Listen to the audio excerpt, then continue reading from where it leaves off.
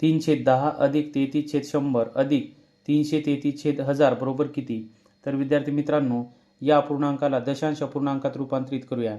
जर छेदामध्ये 10 किंवा 10च्या पटीतील संख्या असेल तर छेदामध्ये जेवढे शून्य आहेत एक वरती तेवढे अंक दशांश चिन्हाच्या उजवीकडे असावे. तर या ठिकाणी 1 वर 1 शून्य म्हणून 0.3 दशांश चिन्हानंतर 1 अंक.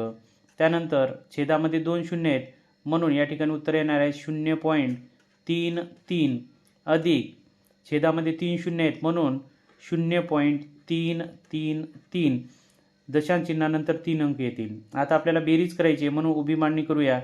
0.3 पॉईंट खाली पॉईंट देऊया, डावीकडचा 0 आणि उजवीकडे 3 लिहूया.